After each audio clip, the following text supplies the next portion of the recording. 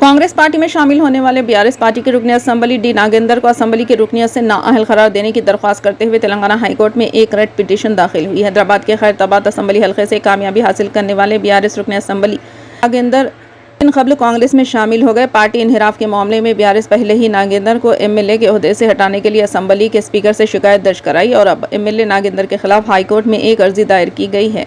राजू यादव नामी शख्स ने पार्टी से इनहिराफ करने पर नागेंदर को बतौर एमएलए नाअहल करार देने के लिए हाई कोर्ट में अर्जी दायर की है। दरख्वास्त गुजार ने कहा कि एक पार्टी में एमएलए की हैसियत से जीतने के बाद इस्तीफा दिए बगैर दूसरे पार्टी से एमपी के तौर पर इंतखाब लड़ना गैर कानूनी है। इस सिलसिले में असम्बली के स्पीकर को हिदायत दी कि वो नागेंदर के खिलाफ कार्रवाई करें।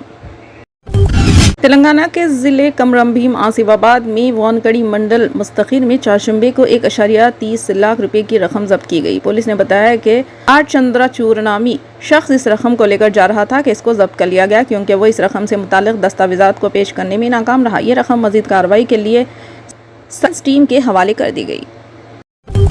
विकाराबाद के ज़िले तांडुर मुस्तखीर में मुस्लिम वेलफेयर एसोसिएशन के ज़रिए एहतमाम मुफ्त टीएस एपसेट एमसेट कोचिंग का इफ्तिताह नई इमारत मुस्लिम वेलफेयर कॉम्प्लेक्स में हुआ। इस मौके पर सदर नशीन बल्दिया मोहतरमा सपना व सीनियर लीडर अब्दुल रऊफ ने इस एसोसिएशन के अरकान को मुबारकबाद पेश की और तलबा से कहा कि मुफ्त कोचिंग का फ़ायदा उठाएं, दिल को रोशन करें और अपने वालिदैन व मुफ्त कोचिंग देने वाली मुस्लिम वेलफेयर एसोसिएशन का नाम रोशन करें। इसके अलावा मुफ्त कोचिंग के लिए तामीर फराहम रुकन रंजीत रेड्डी साबिक़ा रुकन असम्बली रोहित रेड्डी का शुक्रिया अदा किया। इन्होंने बताया कि खलील मुद्दत के लिए एमपी रंजीत रेड्डी ने 2 लाख माली ताउन किया और रुकन असम्बली बी मनोहर रेड्डी ने भी 2 लाख माली ताउन देने का वादा किया और यकीन दिलाया कि उनका भी भरपूर ताउन रहेगा।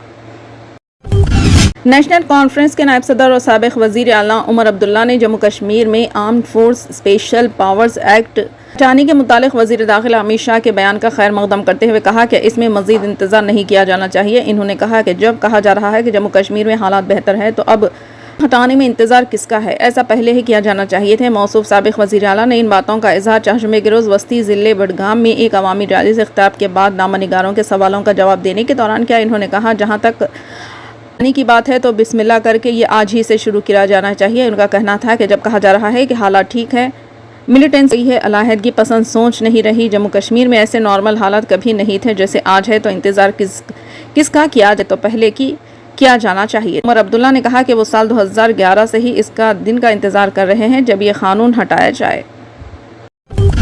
मीटा के निगरान बोर्ड ने मंगल को कंपनी से अरबी लफ्ज़ शहीद पर पाबंदी ख़त्म करने को कहा, जिसका अंग्रेजी में तर्जुमा चीयर है। बोर्ड के 1 साल तक जारी रहने वाले वसी जायजे से ये बात सामने आई है कि लफ्ज़ शहीद पर मीटा की मौजूदा पाबंदी, जिसके बारे में इसने कहा था कि दहशतगर्दी की तारीफ या मंजूरी के लिए इस्तेमाल किया जा सकता है, बड़े पैमाने पर और गैर ज़रूरी सेंसरशिप से लाखों लोगों के इजहार राय की आज़ादी मुतासिर हुई है। बोर्ड ने कहा कि मीटा को शहीद पर अपनी मुकम्मल पाबंदी ख़त्म करनी चाहिए क्योंकि इससे इजहार राय की आज़ादी और मालूमात के तबादले पर इम्तियाज़ मुतनासिब असर पड़ा है। इन खदशात से कहीं ज़्यादा कि यह लफ्ज़ दहशतगर्दी को फ़रोग़ देने के लिए इस्तेमाल किया जा सकता है। बोर्ड ने इतराफ़ किया कि मीटा के नुक्ते की वजह से बहुत सारे मवाद को गलत तरीके से हटाया जा सकता है।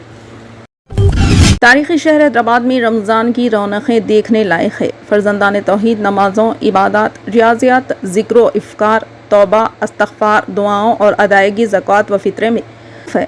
लोग इस माह मुक़द्दस की एक सात को क़ीमती जानकर खालिक़ अर्ज़ व समा को मनाएं, बंदा अदा करने और ज़्यादा से ज़्यादा तिलावत कुरान मजीद में सरगर्म अमल आए हैं। मसाजिद, दरगाहों, बारगाहों और खानेखाहों में इबादत के रूह परवर मनाजिर देखे जा रहे हैं। दूसरे पाक के नुज़ूल के इस रहमतों, बरकतों, सादतों और फजीलतों वाले बाबरकत महीने में शहर की खुसूसियात के साथ सजाया संवारा गया है। बाज़ारों का हुजूम देखने से ताल्लुक़ रखता है। शहर के बाज़ारों में ख़रीदारी उरूज पर है।